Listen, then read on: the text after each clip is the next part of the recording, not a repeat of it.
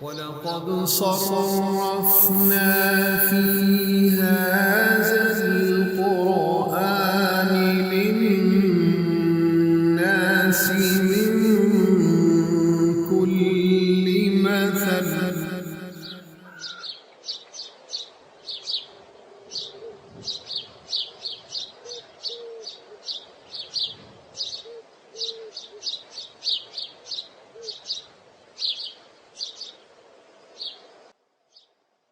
بسم اللہ الرحمن الرحیم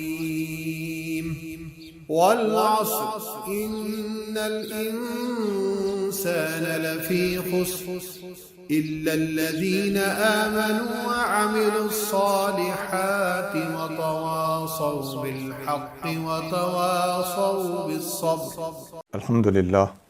الحمد للہ رب العالمین والصلاة والسلام علی سید الانبیاء والمرسلین وعلی آلہ واصحابہ اجمعین. اما بعد، معزز مکرم سامعین، خواتین و حضرات، سورۃ العصر قرآن شریف کی مختصر ترین صورتوں میں سے ہے. اس کی ٹوٹل 3 آیتیں ہیں. والعصر ایک آیت، ان الانسان لفی خسر دوسری آیت، الا الذین آمنوا وعملوا الصالحات وتواصوا بالحق وتواصوا بالصبر، یہ تیسری آیت. تو اس صورت کا آغاز والعصر کے لفظ سے ہوتا ہے اور یہ مکمل آیت ہے. اس کے بعد دوسری آیت جو ہے، ان الانسان لفی خسر، بے شک انسان خسارے میں ہے. قسم ہے زمانے کی، بے شک انسان خسارے میں ہے. ان دو باتوں کا آپس میں کنسرن اور لنک اس طرح ہے کہ اللہ کریم ارشاد فرما رہا ہے، قسم ہے قیمتی وقت کی جو انسان کے ہاتھ سے آہستہ آہستہ کھسک رہا ہے، اور جیسے جیسے وقت جا رہا ہے انسان خسارے میں چلتا جا رہا ہے. تو ان دو باتوں کا آپس میں تعلق ہے، ربط ہے. العصر کے 3 معنی ہیں. اس کا ایک معنی ہے مطلق وقت، ٹائم پیریڈ اٹ سیلف، وہ کوئی بھی وقت ہو، ہر انسان کی اپنی زندگی کا وقت. اس اعتبار سے نبی کریم رؤوف الرحیم صلی اللہ علیہ وسلم ارشاد فرماتے ہیں کہ انسان کا وقت اتنا قیمتی ہے کہ فرمایا، اغتنم خمسن قبل خمسن، 5 چیزوں کو 5 چیزوں سے پہلے غنیمت سمجھو. ان 5 چیزوں کا تعلق ٹائم سے ہے. شبابک قبل حرمک، اپنے جوانی کو بڑھاپے سے پہلے غنیمت سمجھو. وفراغک قبل شغلک، اپنے فارغ ہونے کو، مصروف ہونے سے پہلے غنیمت سمجھو. وصحتک قبل سقمک، اپنی صحت کو بیمار ہونے سے پہلے غنیمت سمجھو. وغناک قبل فقرک، اپنی دولت کو غریب ہو جانے سے پہلے غنیمت سمجھو. وحیاتک قبل موتک، اپنی زندگی کو اپنی موت سے پہلے غنیمت سمجھو. یہ 5 چیزیں ارشاد فرمائیں. ان 5 چیزوں کو ان 5 چیزوں سے پہلے غنیمت سمجھو. اس میں خاص طور سے جو جوانی ہے، اس کو بڑھاپے سے پہلے غنیمت سمجھنا، یہ ہمارے آج کل کے جنرلی مسلمان طبقے کی نوجوان لوگوں کی ضرورت ہے. کیونکہ انسان وقت ضائع کرتا ہے یا اپنی عمر کو برباد کرتا ہے تو یہ جنرلی ایسا ہوتا ہے کہ جوانی میں یہ غلطی ہو رہی ہوتی ہے. نبی کریم صلی اللہ علیہ وسلم فرماتے ہیں کہ ان اللہ یحب الشاب التائب، اللہ تعالیٰ اس نوجوان سے محبت کرتا ہے جو توبہ کرتا ہو، جوانی کی حالت میں توبہ کرتا ہو. اور صحت کے دنوں کو خاص طور سے بیماری سے پہلے غنیمت سمجھنے کے حوالے سے بھی ایک بات ضروری ہے کہ جب ہم بیمار پڑتے ہیں تو اس وقت ہمیں صدقات، خیرات، عبادات، توبہ، استغفار یاد آتی ہے. قاعدہ اور اصول شریعت نے یہ دیا ہے کہ بھلے وقتوں میں اللہ کو یاد کرو، سختی کے دنوں میں وہ تمہیں یاد رکھے گا. اور حدیث شریف ابو داؤد شریف میں ہے، نبی کریم صلی اللہ علیہ وسلم نے فرمایا کہ صحت کے دنوں میں خرچ کیا گیا 1 درہم درہم کی بجائے آپ 1 روپیہ کہہ لیں، 1 ڈالر کہہ لیں، what's ever is your currency. تو 1 روپیہ اگر آپ صحت کے دنوں میں خرچ کریں گے تو بیماری کے دنوں میں یا موت کے قریب جا کر اگر آپ 100 روپیہ بھی خرچ کریں گے تو اس کی نسبت وہ 1 روپیہ زیادہ قیمتی اور بھاری ہے، اللہ کی بارگاہ میں زیادہ مقبول ہے. تو کتنا مقبول ہے؟ فرمایا 100 روپے سے بھی زیادہ وہ 1 روپیہ قیمتی ہے جو آپ نے بھلے وقتوں میں، صحت کے وقتوں میں اور عیش و عشرت کے دنوں میں خرچ کیا تھا. تو وقت پہ خرچ کر لینے کی زیادہ اہمیت. ہم جب بیمار پڑتے ہیں تو اس وقت ہمیں یا ہمارے کوئی باپ دادا امی ابو فوت ہونے لگتے ہیں تو اس وقت ہمیں ان کی طرف سے خیرات کرنا، صدقہ دینا یاد آ جاتا ہے. یا والد والدہ خود کہتے ہیں کہ اب میں موت کے کنارے پر ہوں، میری طرف سے اتنے مسجد کو دے دو، اتنے مدرسے میں دے دو، اتنے غریبوں کو دے دو. تو کیوں جی، صحت کے دنوں میں خرچ کرنے میں کیا حرج تھا؟ ہاں، اس کا یہ مطلب نہیں کہ موت کے قریب جا کر خرچ کرنا منع ہے، وہ بھی منع نہیں ہے، لیکن کیا ہی اچھا ہو کہ ہم صحت کے دنوں میں ایسے نیک عمل کو یاد رکھیں اور اس وقت اس پر ہم عمل پیرا ہوں. عصر کا دوسرا معنی ہے نبی کریم صلی اللہ علیہ وسلم کا زمانہ. اس اعتبار سے بھی اللہ کریم عصر کی قسم اٹھا رہا ہے کہ مجھے قسم ہے اس قیمتی وقت کی جو میرے نبی کا زمانہ ہے صلی اللہ علیہ وآلہ وسلم. تو جیسا میں نے عصر کا ایک معنی بتایا کہ وقت مراد ہے، تو اس کے حوالے سے میں نے ایک حدیث پیش کی. یہاں عصر کا معنی نبی کریم صلی اللہ علیہ وسلم کا زمانہ ہے، تو اس حوالے سے بھی ایک حدیث پیش کر دیتا ہوں.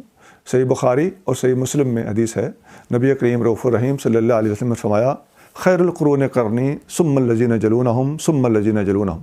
بہترین زمانہ میرا زمانہ ہے، پھر اس سے بعد ملنے والے لوگوں کا زمانہ، پھر اس کے بعد ملنے والے لوگوں کا زمانہ. تو جو حضور کا زمانہ ہے ظاہر ہے وہ صحابہ اکرام اہل بیت اطہار جو حضور کو دیکھ رہے تھے ان لوگوں کا زمانہ ہے. فرمایا یہ بہترین زمانہ ہے. تو اس حوالے سے ہم ایک مسلمان کی حیثیت سے لاجیکلی یہ کہہ سکتے ہیں کہ پوری دنیا جب سے اللہ تعالیٰ نے بنائی ہے، اس پورے کے پورے جو عرصہ زندگی ہے انسان کا، اس میں آدم علیہ السلام سے لے کے قیامت تک کے زمانوں میں سب سے افضل زمانہ وہ ہے جو ہمارے نبی کریم صلی اللہ علیہ وسلم کا زمانہ ہے. یہی وجہ ہے کہ بعد کے زمانے کے لوگ نبی کریم صلی اللہ علیہ وسلم کے زمانے کے لوگوں تک نہیں پہنچ سکتے، ان کی گرد کو بھی نہیں پہنچ سکتے. اور پھر نبی کریم صلی اللہ علیہ وسلم نے فرمایا سب سے بہتر زمانہ میرا زمانہ ہے، پھر اس کے بعد والا زمانہ، یعنی جو لوگ صحابہ اکرام کو دیکھیں گے وہ ان کے بعد دوسرے نمبر پر فال کریں گے. اور ثم الذین یلونہم، پھر جو تابعین کو، صحابہ کے دیکھنے والوں کو دیکھیں گے، ان کو تبع تابعین کہتے ہیں، ان کا زمانہ سب زمانوں سے بہتر زمانہ ہے. تو گویا یہ 3 زمانے، ان کو خیر القرون کے لفظ سے، بہترین زمانوں کے لفظ سے نبی کریم صلی اللہ علیہ وسلم نے تعبیر فرمایا. حدیث میں آتا ہے نبی پاک علیہ الصلوۃ والسلام نے فرمایا کہ لا تمس نار مسلما رآنی اور رآ من رآنی. یہ ترمذی شریف میں حدیث ہے. اس مسلمان کو آگ نہیں چھوئے گی، یعنی وہ جہنم میں نہیں جائے گا، جس نے مجھے دیکھا یا مجھے دیکھنے والے کو دیکھا. یہ نبی کریم صلی اللہ علیہ وسلم کے زمانے کی فضیلت ہے اور نبی کریم رؤوف الرحیم صلی اللہ علیہ وسلم کو دیکھنے کی فضیلت. یہی وجہ ہے کہ ہم نبی کریم صلی اللہ علیہ وسلم کے دیکھنے والوں کا ادب اور احترام کرتے ہیں، وہ خواہ صحابہ اکرام ہوں، خواہ اہل بیت اطہار ہوں. بہرحال ایمان کے ساتھ جس نے نبی کریم صلی اللہ علیہ وسلم کو ایک نظر دیکھ بھی لیا ہے، ہمارے نزدیک وہ صحابی ہے، ہمارے نزدیک وہ ہمارے سر کا صاحب اور تاج ہے، اور بعد والے اس کو نہیں پہنچ سکتے، اس لیے کہ اس کا تعلق خیر القرون سے ہے، بہترین زمانے کے لوگوں سے اس کا تعلق. العصر زمانہ، اس کا تیسرا معنی ہے عصر کی نماز. حدیث شریف صحیح بخاری میں موجود ہے، نبی کریم رؤوف الرحیم صلی اللہ علیہ وآلہ وسلم نے فرمایا من تفوتہ صلاۃ العصر، جس بندے کی عصر کی نماز فوت ہو گئی، وہ تیرا اہلہ و مالہ، اس بندے کا اہل مال سب کچھ برباد ہو گیا. یہ بخاری اور مسلم میں حدیث ہے. اور عصر کی نماز کے حوالے سے یہ بڑے بھاری الفاظ ہیں کہ جس کی عصر کی نماز چھوٹ گئی اس کا اتنا بڑا نقصان ہو گیا، گویا اس کا گھر بار اور اس کی جان سب لٹ گئے. عصر کی نماز کی اہمیت قرآن کے اندر بھی مذکور ہے، اللہ کریم ارشاد فرماتا ہے وَحَافِظُوا عَلَى الصَّلَوَاتِ وَالصَّلَاةِ الْوُسْطَىٰ، نمازوں کی حفاظت کرو، پابندی کرو، خاص طور سے عصر کی نماز کی، وسطی نماز۔ وسطی نماز سے مراد عصر کی نماز ہے۔ وسطی نماز سے مراد عصر کی نماز ہونے کا ثبوت بخاری، مسلم اور بہت ساری حدیثوں میں صحابہ کرام کی طرف سے دی گئی ایکسپلینیشنز اور تصریحات کے اندر موجود ہے کہ وسطی نماز سے مراد نماز عصر ہے۔ اور حدیث بخاری اور مسلم میں یہ بھی موجود ہے کہ نبی کریم صلی اللہ علیہ وآلہ وسلم نے فرمایا عصر کی نماز کے بعد سورج ڈوبنے تک اور صبح کی نماز کے بعد سورج نکلنے تک زیادہ سے زیادہ تسبیحات کرو، تحمید کرو، اللہ کی حمد و ثنا بیان کرو، عبادات میں اور وظائف میں مشغول رہو۔ یہ وقت خاص طور سے اللہ کی رحمت کے بہا دیے جانے کا وقت ہے۔ یہی وجہ ہے کہ ان دو وقتوں میں جو بندہ غافل ہو جاتا ہے، سویا رہتا ہے، اس کی صحت، اس کے مالی حالات، اس کے گھر کے حالات سارے کے سارے ڈسٹرب ہو جاتے ہیں۔ عصر کی نماز کے بعد علماء نے، اولیاء نے، بزرگوں نے، پڑھنے پڑھانے والے لوگوں نے اس ٹائم پر اسٹڈی تک کرنے کو اتنا ریکمینڈ اور پسند نہیں کیا۔ اس وقت میں اللہ اللہ کرنی چاہیے، اللہ کی طرف اور اس کی عبادت کی طرف یکسو ہو کر متوجہ رہنا چاہیے۔ یہ دو ٹائم ایسے ٹائم ہیں۔ اور جو لوگ خاص طور سے ان باتوں کی پابندی نہیں کرتے اور صبح کی نماز کے بعد جو لوگ سوئے رہتے ہیں، ان لوگوں کا زیادہ نقصان ہوتا ہے۔ نبی کریم رؤوف الرحیم صلی اللہ علیہ وسلم ارشاد فرماتے ہیں کہ رات جب انسان سوتا ہے تو شیطان اس کی گردن کے پیچھے 3 گرہیں لگا دیتا، کہتا ہے رات لمبی ہے، سویا رہے۔ پھر جب صبح کو انسان کی آنکھ کھلتی ہے، وہ اٹھ جاتا ہے تو اس کی ایک گرہ کھل جاتی، پھر جب وہ وضو کرتا ہے تو اس کی دوسری گرہ کھل جاتی، پھر جب وہ نماز پڑھتا ہے تو اس کی تیسری گرہ کھل جاتی ہے، تو اس کا دن حشاش بشاش گزرتا ہے اور کسی قسم کی نحوست اس کے قریب نہیں آتی۔ لیکن اگر کوئی بندہ اس وقت پہ سویا رہتا ہے تو حضور صلی اللہ علیہ وسلم نے فرمایا اس کا سارا دن نحوست میں گزرتا ہے، سستی میں گزرتا ہے، ٹینشن میں گزرتا ہے، پریشانی میں گزرتا ہے، بور رہتا ہے۔ اسی طرح ایک حدیث میں آتا ہے اللہ مبارک فی سحور امتی، اے اللہ میری امت کی صبح میں برکت ڈال، سویر کے ٹائم میں برکت ڈال۔ تو صبح کے ٹائم میں برکت حضور مانگ رہے ہوں، یہ سحور کے 2 معنی ہیں، صبح کا ٹائم اور رمضان شریف کی سحریاں، دونوں مراد ہو سکتے ہیں، لیکن مطلق سحور سحر کو بھی کہتے ہیں، فجر کے ٹائم کو بھی کہتے ہیں۔ اور صبح کے ٹائم میں برکت ڈالنے کی دعا نبی پاک علیہ الصلوۃ والسلام فرما رہے ہوں اور ہم اس برکت کو حاصل کرنے کے وقت پہ سوئے ہوئے ہوں، تو یہ پھر ہماری طرف سے کمزوری اور کمی ہے۔ اللہ کی طرف سے، اللہ کے محبوب صلی اللہ علیہ وسلم کی طرف سے کسی قسم کا کوئی رکھنا نہیں رہا، اور ہمیں اطلاع کرنے میں، انفارم کرنے میں، انٹیمیٹ کرنے میں، ہمیں الرٹ کرنے میں نبی کریم صلی اللہ علیہ وسلم نے اپنا فرض ادا فرما دیا ہے۔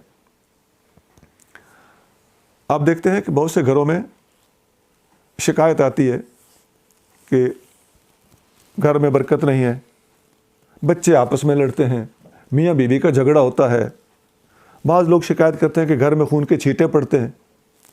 اس کی بڑی وجہ ایک تو یہ ہوتی ہے کہ ایسے گھروں میں صبح کو جلدی اٹھنے کا رواج نہیں ہوتا، جس وقت اٹھ جانا چاہیے ہم سو رہے ہوتے ہیں، جس وقت وضو کر لینا چاہیے ہم بے وضو ہوتے ہیں، بعض اوقات جس وقت غسل کر لینا چاہیے ہم اس وقت غسل کے بغیر لیٹے ہوئے ہوتے ہیں۔ یہ وہ چیزیں ہیں جو گھروں میں خون کے چھینٹے پڑنے، نحوستیں آنے اور شیطانیت کا غلبہ ہونے کا سبب بنتی۔ شیطان ایسی چیزوں پر ہی عاشق ہے، فریفتہ ہے، اور جنات ایسی چیزوں پر زیادہ غالب ہوتے ہیں اور بڑھ چڑھ کے وہاں پر وہ پہنچتے ہیں۔ ایک وجہ اور بھی ہوتی ہے کہ جن گھروں میں اٹیچ باتھ ہوتے ہیں، آج کل رواج ہے تقریباً ہر گھر میں لوگوں کی کوشش ہے کہ اٹیچ باتھ ہوں، تو ایسے باتھ روموں میں بھی جب لوگ جاتے ہیں تو داخل ہونے کی دعا نہ پڑھیں اور نکلنے کی دعا نہ پڑھیں، تو ایسے گھروں میں بھی جنات اور اس قسم کی نحوستوں کے غلبے ہو جاتے ہیں، ان کے ڈیرے ہو جاتے ہیں، وہ وہاں پر رہائش پذیر ہو جاتے ہیں۔ اور ایگزاسٹ جو باتھ روم سے باہر اور پرلی طرف گلی کی طرف ہونا چاہیے یا کسی بھی آؤٹر سائڈ پہ ہونا چاہیے، اس کا بھی اہتمام کرنا ضروری ہے۔ ایگزاسٹ سے ان چیزوں کو، ایسی چیزوں کو باہر نکلنے کا چانس ملا رہتا ہے اور وہ ادھر کی ادھر ہی رہتی ہیں۔ تو گھروں میں ایگزاسٹ باہر کی طرف ہونے چاہیے، اور واش روم میں داخل ہونے کی دعا اللہم انی اعوذ بک من الخبث والخبائث، یہ تو باتھ روم کے بیرونی دیوار پہ لکھا ہوا ہوتا کہ بچے خواتین پڑھ کے اندر جائیں، اور باہر آئیں تو غفرانہ کا مختصر سا لفظ ہے، یہ پڑھ لیا جائے تو اس قسم کی پریشانیوں سے بچا جا سکتا ہے۔ سب کچھ، ہر مسئلے کا حل اسلام میں موجود ہے۔ ہم عمل پیرا نہ ہو کر کسی ماحول میں، کسی معاشرے میں، کسی دوستی، کسی یاری میں یا کسی سستی کا شکار ہو کے ہم ان چیزوں سے دور رہیں تو ہماری اپنی کوتاہی، غلطی ہے، ورنہ اسلام نے ہر موڑ پر رہنمائی فراہم کی ہوئی۔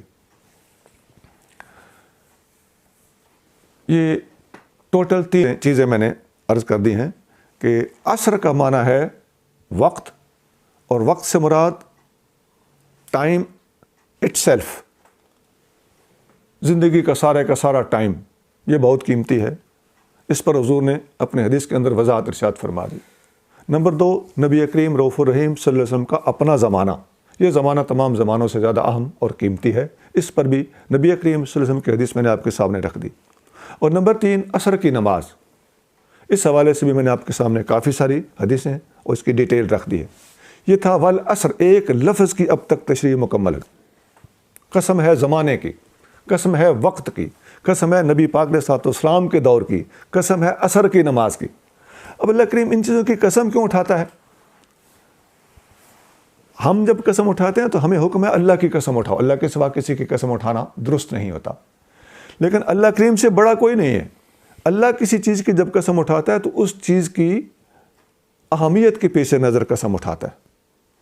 اللہ سے بڑی کوئی چیز نہیں ہے، لیکن وہ چیز چونکہ انسانی استعمال کے حوالے سے، انسانی زندگی کے حوالے سے اور دنیا کے سامنے اس چیز کی کسی نہ کسی ریفرنس، کسی نہ کسی حوالے سے جو کہ اہمیت ہوتی ہے، اور اللہ کریم اس کی اہمیت ظاہر کرنا اور بیان فرمانا چاہتا ہے، اس لیے اللہ کریم ایسی چیزوں کی بعض اوقات قرآن شریف میں قسم اٹھاتا ہے۔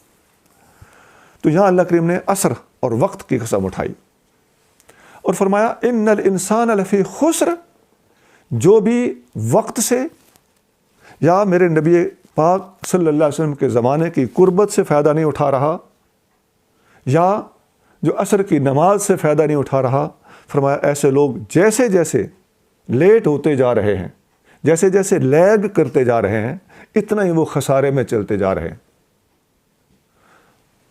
سوائے ان لوگوں کے۔ وہ کون ہیں؟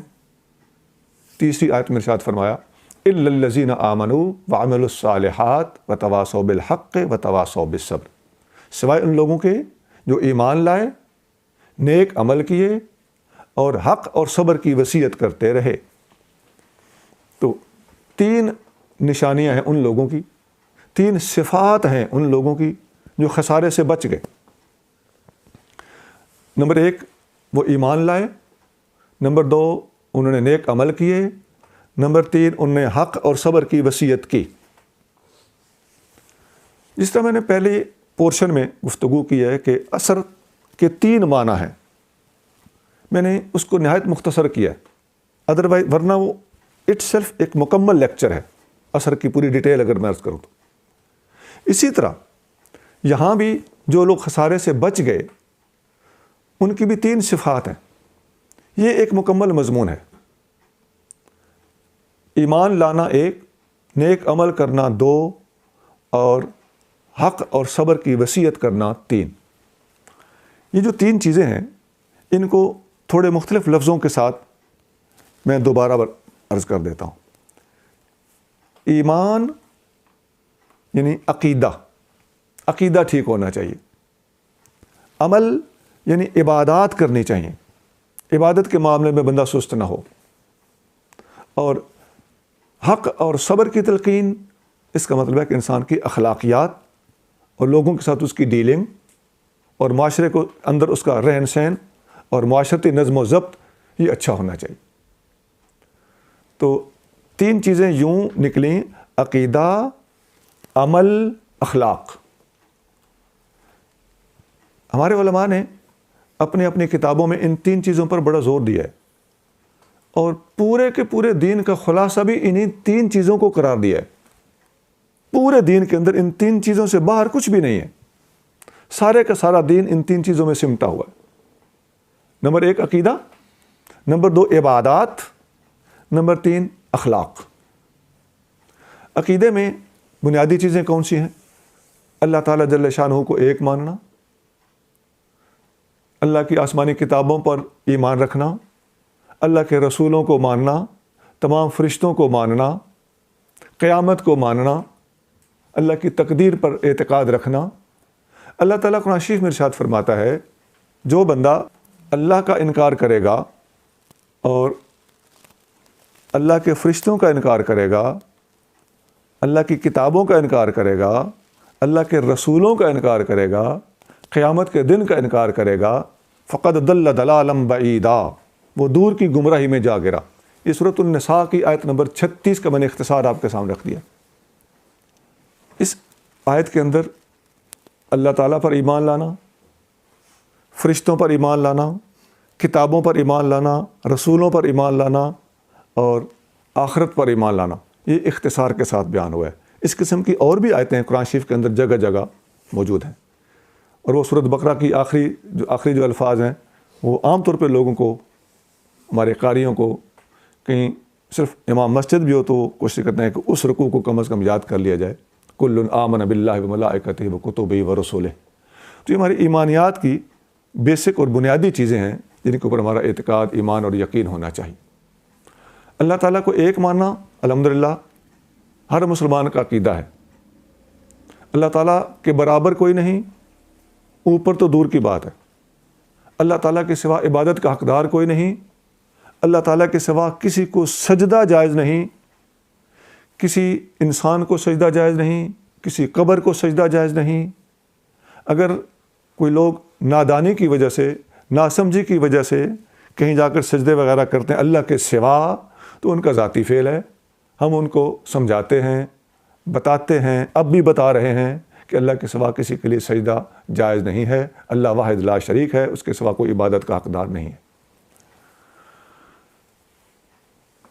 اگر اللہ کے سوا کسی کو سجدہ جائز ہوتا تو نبی کریم صلی اللہ علیہ وآلہ وسلم فرماتے ہیں کہ میں عورت کو حکم دیتا کہ اپنے شوہر کو سجدہ کرے، لیکن اللہ کے سوا کسی کے لیے سجدہ روا اور جائز نہیں ہے. نبی کریم صلی اللہ علیہ وسلم کا مرتبہ اللہ کریم کے بعد ہے. اس میں کوئی شک نہیں کہ اس تمام کائنات کے اندر، تمام مخلوقات میں سب سے اونچا رتبہ ہمارے نبی کریم رؤوف الرحیم صلی اللہ علیہ وسلم کا ہے. لیکن آپ صلی اللہ علیہ وسلم بھی عبادت کے حقدار نہیں ہیں. آپ صلی اللہ علیہ وسلم کو سجدہ نہیں کیا گیا، نہ آپ نے خود اپنے آپ کو سجدہ کروایا ہے. ایک غیر مسلم نے آپ سے ایک دفعہ معجزہ طلب کیا تھا، آپ نے اس کو معجزہ دکھایا، تو جب وہ مطمئن ہو گیا، سیٹسفائی ہو گیا اور وہ کنونس ہو گیا تو کہنے لگا کہ مجھے اجازت دیجئے میں آپ کو سجدہ کروں. تو اس وقت بھی آپ صلی اللہ علیہ وسلم نے فرمایا تھا کہ اگر میں اللہ کے سوا کسی کو سجدے کی اجازت دیتا تو میں بیوی کو کہتا کہ اپنے شوہر کو سجدہ کرو، لہذا میں سجدہ نہیں کرواؤں گا. اور یہ بھی ہمارے نبی کریم صلی اللہ علیہ وسلم کی صداقت کا ایک بہت بڑا ثبوت ہے کہ اتنی بڑی ہستی، اس قدر لوگ مانتے ہوں، اس قدر جھکنے کے لیے دنیا تیار ہو چکی ہو، اس کے باوجود آپ صلی اللہ علیہ وسلم نے اپنے آپ کو سجدہ نہیں کروایا بلکہ خود بھی اللہ کو ہی سجدہ کیا ہے، لوگوں کو بھی اللہ کے سامنے جھکنے کا حکم دیا ہے. یہ آپ کی صداقت کا ایک بہت بڑا ثبوت ہے. جس طرح آپ صلی اللہ علیہ وسلم کی رسالت پر ایمان رکھنا ضروری ہے، اسی طرح آپ صلی اللہ علیہ وسلم کے آخری نبی ہونے پر بھی اعتقاد اور یقین رکھنا ضروری ہے. اس میں ہمیں کوئی شک نہیں کہ نبی کریم رؤوف الرحیم صلی اللہ علیہ وسلم کے بعد کسی قسم کی نبوت کا دروازہ بند ہے. حدیث امام طبرانی نے نقل کی ہے، سند اس کی صحیح ہے. نبی کریم صلی اللہ علیہ وسلم فرماتے ہیں اول الانبیاء آدم و آخرہم محمد، سب سے پہلے نبی کا نام آدم ہے اور آخری نبی کا نام محمد صلی اللہ علیہ وسلم ہے. تو پہلے نبی آدم اور آخری نبی محمد صلی اللہ علیہ وسلم، یہ الفاظ ایسے ہیں کہ اگرچہ حضور کریم صلی اللہ علیہ وسلم کے آخری نبی ہونے پر ہمارے پاس بہت ساری حدیثیں موجود ہیں، لیکن یہ حدیث ہم نے بے شمار 200-250 سے اوپر حدیثیں ہیں ہمارے پاس. ان میں سے ہم نے اس مختصر سے لیکچر میں یہ حدیث اس لیے سلیکٹ کی ہے، اس حدیث کے اندر ایک انوکھے طریقے سے نبی پاک علیہ السلام نے اپنا آخری نبی ہونا ایکسپلین کیا ہے، بیان فرمایا ہے. آقا فرما رہے ہیں کہ سب سے پہلے نبی آدم ہیں اور سب سے آخری نبی محمد صلی اللہ علیہ وسلم ہیں. تو جو لوگ اس میں فریب دیتے ہیں کہ حضور کے بعد اس قسم کا یا اس قسم کا کوئی نبی آ سکتا ہو، تو حضور علیہ الصلوۃ والسلام نے اچھی تمثیل کے ساتھ اور اچھے کمپیریزن کے ساتھ اس بات کو واضح کیا ہے کہ آدم اول ہیں اور میں آخری ہوں، تو آدم سے پہلے کسی قسم کی کوئی نبوت نہیں ہو سکتی، فلاں قسم اور ایسی قسم اور ویسی قسم۔ آدم سے پہلے جب کچھ نہیں ہے، کوئی نبی نہیں ہے، تو جس معنی میں آدم اول ہیں اسی معنی میں محمد آخر ہیں۔ جس طرح آدم سے پہلے کوئی نہیں ہے، کوئی نبی نہیں ہے، اسی طرح حضور صلی اللہ علیہ وسلم کے بعد بھی کسی قسم کی نبوت نہیں ہے، نبوت کا دروازہ بند ہے۔ اس کے بعد نبی کریم صلی اللہ علیہ وسلم کے خلفۂ راشدین کا ذکر آتا ہے۔ سیدنا ابو بکر صدیق رضی اللہ تعالیٰ عنہ خلیفہ اول ہیں، سیدنا عمر فاروق خلیفہ دوم ہیں، سیدنا عثمان غنی خلیفہ سوم ہیں، سیدنا علی المرتضیٰ رضی اللہ تعالیٰ عنہ خلیفہ چہارم ہیں۔ ان سب کی خلافت پر اور ان کی اسی طرح بالترتیب افضلیت پر نبی کریم صلی اللہ علیہ وسلم کے بعد اس امت میں ان چار ہستیوں کے اس نمبر پر اور اس طریقے سے اس سیکوینس کے ساتھ آپ کی خلافت کے واقع ہونے پر ہمارا ایمان اور اعتقاد ہے۔ نبی کریم صلی اللہ علیہ وآلہ وسلم فرماتے ہیں رحم اللہ ابا بکر، اللہ تعالیٰ ابو بکر پہ رحمت کرے، زوجنی ابنتہ وحملنی الی دار الہجرت، اس نے اپنی بیٹی میرے نکاح میں دی اور ہجرت کی رات مجھے اپنے کندھوں پہ اٹھایا یا میری سواری کا بندوبست کیا۔ ورحم اللہ عمر، اللہ تعالیٰ عمر پہ رحمت کرے، یقول الحق ولو کان مرا، اللہ تعالیٰ عمر پہ رحمت کرے، حق بولتا ہے خواہ کڑوا ہو۔ وترکہ الحق وما لہ صدیق، حق کی خاطر اکیلا رہ جاتا ہے، اس کو دوست بھی چھوڑ جاتے ہیں مگر یہ حق بولنے سے باز نہیں آتا۔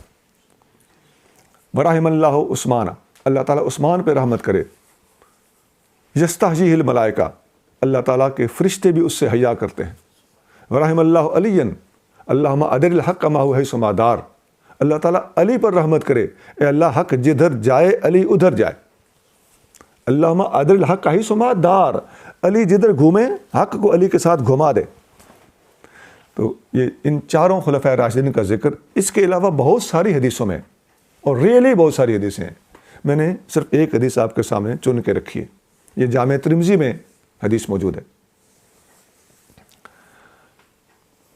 اسی طرح خلفۂ راشدین کے بعد مختلف زمانوں میں جس طرح لوگ صحابہ اکرام میں سے بھی مختلف مراتب، مدارج، خلافتیں آگے چلتی رہیں، ہم سب کا ادب اور احترام کرتے ہیں، ہم ادب والے لوگ ہیں، کسی کی ایک کی بھی بے ادبی، کسی کی بھی شان میں معمولی سی تنقیص ہمارے مذہب میں الاؤڈ نہیں ہے، اس کی اجازت نہیں ہے، خواہ نبی پاک علیہ السلام کے صحابہ اکرام ہوں یا نبی کریم صلی اللہ علیہ وسلم کے اہل بیت اطہار ہوں رضی اللہ تعالیٰ عنہم اجمعین۔ میں نے اختصار کے ساتھ عقیدے کی بات کی ہے، اس کی ڈیٹیل بہت زیادہ ہے لیکن ہم نے آگے بڑھنا ہے۔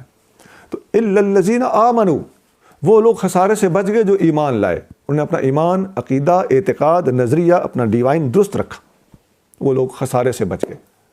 دوسری نشانی اور علامت اور صفت ان کی یہ ہے کہ وعملوا الصالحات، انہوں نے نیک عمل کیے۔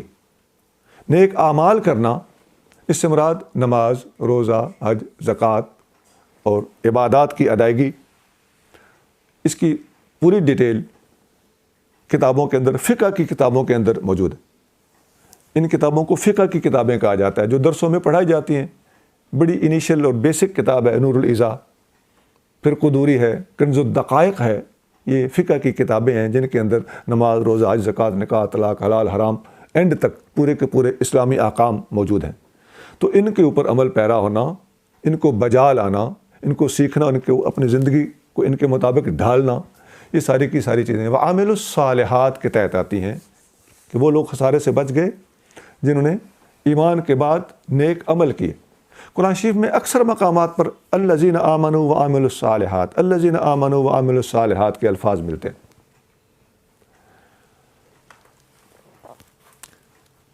بالکل پہلے سپارے میں اللہ تعالیٰ فرماتا ہے الذین یؤمنون بالغیب ویقیمون الصلاۃ، متقی وہ لوگ ہیں جو غیب پر ایمان رکھتے ہیں اور نماز قائم کرتے ہیں۔ تو یؤمنون بالغیب، یہ ایمان کی بات ہو رہی ہے، ویقیمون الصلاۃ، یہ عبادات کی بات ہو رہی ہے، یہ الذین آمنوا وعملوا الصالحات۔ سورۃ والتین کے اندر بھی اسی طرح کے الفاظ ہیں، الا الذین آمنوا وعملوا الصالحات فلہم اجر غیر ممنون۔ وہ لوگ جو ایمان لائے اور صالح نیک عمل کیے، ان کے لیے بہترین غیر ممنون اجر ہے۔ اور جگہ پہ اللہ کریم ارشاد فرماتا ہے، ان الذین آمنوا وعملوا الصالحات سیجعل لهم الرحمن ودا۔ جو لوگ ایمان لائے اور صالح عمل کیے، اللہ تعالیٰ ان کی محبت لوگوں کے دلوں میں ڈال دے گا۔ تو یہ میں مختلف مقامات پر آپ کو ایمان اور صالح اعمال کا اکٹھا تذکرہ دکھا رہا ہوں۔ تو اس صورت العصر میں بھی اللہ کریم نے یہ انداز اختیار فرمایا ہے، لیکن اس کی جو جزا ہے، اس کا جو رزلٹ نکالا ہے، وہ یہاں ڈیفرنٹ ہے۔ الا الذین آمنوا وعملوا الصالحات وتواصوا بالحق وتواصوا بالصبر۔ یہ وہ لوگ ہیں جو خسارے سے بچ گئے۔ نیک اعمال کے حوالے سے ایک حدیث آپ کو سنا دیتا ہوں۔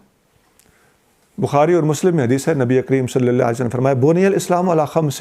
اسلام کی 5 بنیادیں ہیں، 5 بنیادوں پر اسلام بیسڈ ہے، بونیا بیسڈ ہے۔ وہ کیا ہیں؟ شہادت اللہ الہ الا اللہ، نمبر 1 لا الہ الا اللہ کی گواہی دینا، نمبر 2 واقام الصلاۃ، نماز قائم کرنا، نمبر 3 وایتاء الزکوٰۃ، زکوٰۃ ادا کرنا، نمبر 4 وصوم رمضان، رمضان کے روزے رکھنا، والحج، نمبر 5 حج۔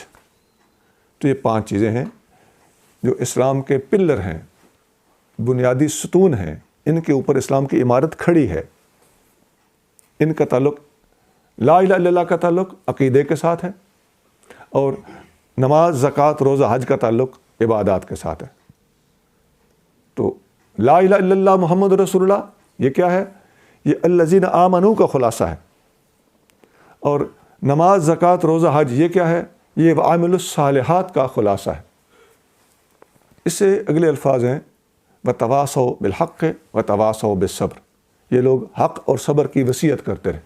اس کا تعلق اخلاقیات کے ساتھ، لوگوں کے ساتھ اچھا سلوک کرنا، حق کا پیغام پہنچانا، خود عمل کرنا، عمل کر کے دکھانا، لوگوں کو اچھی راہ پہ چلانا۔ نبی کریم رؤوف الرحیم صلی اللہ علیہ وسلم نے وہ جو حدیث ارشاد فرمائی، فاروق اعظم کا ذکر میں نے ابھی آپ کو سنایا ہے۔ آقا کریم صلی اللہ علیہ وسلم فرما رہے ہیں کہ یقول الحق ولو کان مرا، عمر حق کہتا ہے خواہ کڑوا ہو۔ اب اس کا بہترین مظاہرہ فاروق اعظم نے کیا، حق بولنے کا بہترین مظاہرہ۔ اور حضرت علی المرتضیٰ رضی اللہ عنہ نے فرمایا کہ اللہم ادر الحق ما هو حیث ما دار، اے اللہ علی جس درجہ علی کے ساتھ حق کو گھما کے رکھ دے۔ تو یہ حق ہے۔ تو حق سے ایک مراد دین حق ہے، حق سے مراد قرآن ہے، حق سے مراد کلمہ حق ہے، حق سے مراد دین اسلام کی تبلیغ ہے۔ یہ ساری ڈیٹیلز تھوڑے تھوڑے لفظوں کے ساتھ مختلف تفسیر کی کتابوں کے اندر مذکور ہے۔ اور اسی طرح صبر کرنا، خاص طور سے جو بندہ حق بولتا ہے، حق بات کہہ دیتا ہے، دین کی تبلیغ کرتا ہے، ایسے بندے کے اوپر امتحانات بھی آ سکتے ہیں، اس کی مخالفتیں بھی ہو سکتی ہیں، لوگ اس کے ساتھ پرسنل بھی ہو جاتے ہیں، اندر ان کو دکھ تکلیف کچھ اور ہوتا ہے اور وہ اظہار کسی اور طریقے سے کرنا شروع کر دیتے ہیں۔ تو ایسے لوگوں جو حق کی بات کرنے والے لوگ ہیں، ان کو صبر کا بھی حکم ہے کہ آپ لوگوں نے حق کی خاطر پھر جب کلمہ حق بولنا ہے، دین کی تبلیغ کرنی ہے، دین کی ذمہ داری نبھانے کی کوشش کرنی ہے، تو پھر اس کے نتیجے میں آنے والی مشکلات کو سہنے کے لیے بھی تیار رہنا، حوصلہ کرنا ہے، ہمت سے کام لینا ہے، لوگوں سے درگزر کرنا ہے۔ اسی لیے اللہ کریم جل شانہ قرآن شریف میں ارشاد فرماتا ہے، نبی کریم صلی اللہ علیہ وسلم کو خاص طور سے اللہ نے یہ حکم عطا فرمایا ہے، خذ العفو، اے میرے محبوب معاف کرنے کو اپنی عادت بنائیے۔ خذ اس کا معنی ہوتا ہے پکڑ لیجئے، عفو کو، درگزر کو اور معافی کو پکڑ لیجئے۔ اس کا مطلب اپنی عادت اور اپنا وتیرہ بنا لیجئے کہ آپ نے معافی کرنا ہے۔ وَأْمُرْ بِالْعُرْفِ، اور نیکی کا حکم دیجئے۔ اب یہ 2 باتیں تھیں۔ اصل اللہ تعالیٰ فرمانا چاہ رہا ہے کہ آپ دین کی تبلیغ فرمائیں، لیکن دین کی تبلیغ کا حکم دینے سے پہلے اللہ کریم جل شانہ نے خذ العفو کا لفظ پہلے ارشاد فرمایا کہ معافی دینے کو اپنا وتیرہ بنا لیجئے، اب دین کی تبلیغ کا کام کرنے کو ہاتھ ڈالیے۔ وَأَعْرِضْ عَنِ الْجَاهِلِينَ، اور جاہلوں سے منہ موڑ لیجئے۔ یہ جو آخری الفاظ ہیں، اس کا مطلب کیا ہے کہ جب آپ دین کی تبلیغ کریں گے تو پہلے جب آپ یہ تہیہ کر کے اس کام کو ہاتھ ڈالیں گے نا کہ میں نے سب سے پہلے معاف کرنا ہے، تو پھر دین کی تبلیغ میں آپ کامیاب ہوں گے۔ اور اس کے بعد فرمایا وَأَعْرِضْ عَنِ الْجَاهِلِينَ، ابھی بھی عین ممکن ہے کہ کوئی جاہل آدمی آپ کے سامنے آ جائے، ڈسکس کرنا شروع کر دے، آپ کا راستہ روکنے کی کوشش کرے۔ جاہل آدمی بہت بڑا امتحان ہوتا ہے، جسے خود نہیں پتہ ہوتا، وہ دین کو بھی نہیں سمجھتا، دیندار لوگوں کے ساتھ ڈیل کرنا بھی نہیں سمجھتا، اور ان کو برداشت کرنا ہے، ان کی بات سننی ہے یا ان کو سنانی ہے۔ جاہل آدمی کو کچھ پتہ نہیں ہوتا، جاہل آدمی الٹا آپ کو تبلیغ کرنی شروع کر دے گا، چل چل اور جا جا شروع کر دے گا۔ صحیح بخاری میں حدیث ہے کہ نبی کریم صلی اللہ علیہ وسلم نے ایک جگہ پر کچھ ہدایات ارشاد فرمائیں، تو عبداللہ بن ابی جو منافقوں کا سردار تھا، اس نے اپنی طرف سے بڑی بنا ٹھنا کے بات کی، کہ لگا ٹھیک ہے یہ آپ باتیں جو کر رہے ہیں بڑی اچھی باتیں ہیں، لیکن جب آپ سے کوئی پوچھے نا تو اس وقت کیا کریں، آپ ادھر جا کے یہ باتیں کریں، ہمارے پاس یہ باتیں نہ کریں۔ دیکھیے کتنا باتونی پنا ہے، کتنی اٹکل ہے۔ ایسے لوگوں کو ڈیل کرنے کے لیے اللہ کریم جل شانہ نے اپنے محبوب کریم صلی اللہ علیہ وسلم کو یہ ہدایت ارشاد فرمائی ہے کہ معاف کرنا پہلے، دین کی تبلیغ کا کام بعد میں۔ اس کے باوجود جب جاہل آپ کے سامنے آئے تو آپ نے اس سے اعراض کرنا ہے، وَأَعْرِضْ عَنِ الْجَاهِلِينَ، جاہلوں سے منہ موڑ لیجیے۔ آپ ایک ایک بندے پہ اپنا وقت لگائیں گے، جو بندہ ضدی ہے، ہٹ دھرم ہے، تو اتنی طاقت اگر آپ وہاں پر سپینڈ کریں گے، وہاں پر اس کو خرچ کریں گے جہاں آپ کی بات 1000 بندہ سن رہا ہوگا، تو آپ کا ٹائم بچ جائے گا۔ یہ دین کی تبلیغ کی حکمت عملی ہے۔ تو یہ صبر کے حوالے سے میں بات کر رہا ہوں کہ آپ نے کلمہ حق بھی بولنا ہے اور ساتھ صبر کو بھی ہاتھ میں رکھنا ہے، اس لیے کہ حق بولنے والوں کو صبر کرنا پڑتا ہے، ان کی مخالفتیں ہوتی رہتی ہیں۔ یہ ٹوٹل 3 چیزیں ہیں جو خسارے سے بچاتی ہیں: ایمان اور عقیدہ ٹھیک رکھنا، عبادت اور عمل اپنا جاری رکھنا، اور اپنے اخلاق کو درست رکھنا، اور دین کی تبلیغ کے لیے کمر بستہ رہنا، اور اس کے نتیجے میں آنے والے امتحانات پر صبر اور استقامت کا مظاہرہ کرنا۔ بعض علماء نے اپنے تفسیروں میں یہاں ایک اور بات بھی کی ہے۔ علماء فرماتے ہیں، امام قرطبی رحمۃ اللہ علیہ نے تو یہ بات ایک حدیث کے حوالے سے بھی کی ہے، لیکن حدیث اپنی جگہ پہ، بہت سارے مفسرین نے یہ بات حدیث سے ہٹ کر ادروائز ایک حقیقت کے طور پر بیان کی ہے، اور میں اس کو ایک حقیقت کے طور پر ہی بیان کرنے لگا ہوں آپ کے سامنے۔ وہ حقیقت کیا ہے؟ اس آیت پہ آپ غور کریں تو علماء نے لکھا ہے، امام قشیری رحمۃ اللہ علیہ نے اپنے تفسیر قشیری میں لکھا ہے، یہ بہت بڑے صوفی بزرگ گزرے ہیں، یہ تفسیر بھی صوفیانہ تفسیر ہے۔ یہ داتا صاحب جب پیدا ہوئے تو یہ کہیں اس وقت فوت ہو گئے تھے، ان دنوں میں، ان سالوں میں ان کی وفات ہوئی تھی، یعنی داتا صاحب سے بہت سینئر ہے۔ 465-64 ادھر کہیں ان کا وصال ہوا ہے۔ امام قرطبی نے بھی، صاحب روح البیان نے بھی، اور بہت سارے مفسرین نے یہ حقیقت بیان کی ہے کہ اس صورت میں اِلَّا الَّذِينَ آمَنُوا، جو لوگ خسارے سے بچ گئے، ان کی یہ 4 علامات بیان کی ہیں۔ اِلَّا الَّذِينَ آمَنُوا، جو لوگ ایمان لائے۔ تو علماء نے لکھا ہے کہ ایمان تو سارے لوگ لائے، لیکن ایمان لانے والوں میں سب سے زیادہ پرومیننٹ شخصیت ابو بکر صدیق کی، اور اس الذین آمنوا کے لفظ میں صدیق اکبر کی طرف واضح اشارہ جاتا ہے، اگرچہ شامل سب ہیں، جو بھی ایمان لائے سارے کے سارے شامل ہیں۔ اور وعملوا الصالحات، عمل بھی بہت لوگوں نے کیے، لیکن اس میں زیادہ تر اشارہ جو زیادہ شخصیت جو اس حدیث کا، اس آیت کا، اس لفظ کا مصداق بننے کی اہلیت رکھتی ہے وہ عمر فاروق ہے۔ اور وتواصوا بالحق کے، حق کی وصیت کرتے رہے۔ سارے کے سارے صحابہ کرام نے حق کی وصیت کی ہے، لیکن جو ہستی زیادہ اس لفظ کا مصداق ہے اور جس کے اندر یہ کوالٹی نسبتاً زیادہ اپیرنٹلی پائی جاتی ہے، وہ عثمان غنی کی شخصیت۔ اور وتواصوا بالصبر، تو صبر بھی تمام تر صحابہ کرام نے کیا ہے، تمام ولیوں نے کیا ہے، پوری امت کو اس کا حکم بھی ہے، لیکن جو شخصیت اس صبر کے لفظ کی مصداق بننے کی سب سے زیادہ حقدار ہے وہ حضرت علی المرتضیٰ رضی اللہ تعالیٰ عنہ کی شخصیت۔ تو گویا الا الذین آمنوا وعملوا الصالحات وتواصوا بالحق وتواصوا بالصبر، الذین آمنوا ابو بکر صدیق، وعملوا الصالحات عمر فاروق، وتواصوا بالحق عثمان غنی، وتواصوا بالصبر علی المرتضیٰ رضی اللہ تعالیٰ عنہ اجمعین۔ اس صورت کے اینڈ پہ امام شافعی کا ایک قول علماء نے اس کی تفسیر کے اینڈ پہ یہ بیان کیا ہے کہ امام شافعی رحمۃ اللہ علیہ خود اپنے تفسیر میں بھی بیان کرتے ہیں، جس کا نام تفسیر الشافعی، اور علامہ ابن کثیر رحمۃ اللہ علیہ نے تفسیر ابن کثیر کے اندر بھی امام شافعی کا یہ قول نقل کیا ہے۔ امام شافعی رحمۃ اللہ فرماتے ہیں کہ اگر لوگ سارے کے سارے اس ایک صورت کو مضبوطی سے پکڑ لیں تو ان کے لیے پورے کے پورے اسلامی تعلیمات کے خلاصے کے طور پر یہ ایک صورت کافی ہو جائے گی، یہ سورۃ العصر۔ اور امام شافعی کا یہ قول بالکل درست ہے۔ آپ دیکھ سکتے ہیں کہ جس طرح میں نے والعصر کے حوالے سے جو 3 پوائنٹ آپ کے سامنے رکھے ہیں، وہ 3 پوائنٹ ہی دین کا خلاصہ ہے۔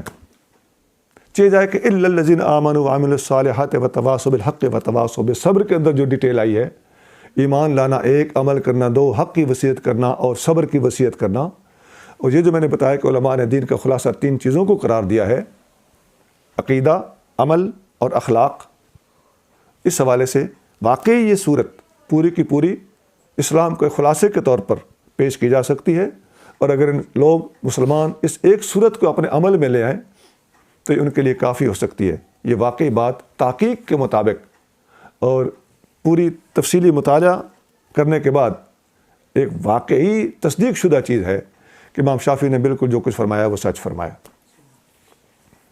صحابہ کرام کی عادت تھی کہ جب آپس میں 2 صحابی مل کے بیٹھتے تو حدیث طبرانی میں موجود ہے، سند اس کی بالکل صحیح ہے، جب بھی مل کر بیٹھتے تو اس وقت تک ڈسمس نہیں ہوتے تھے جب تک یہ صورت ایک دوسرے کو سنا نہیں لیتے تھے، سورۃ العصر۔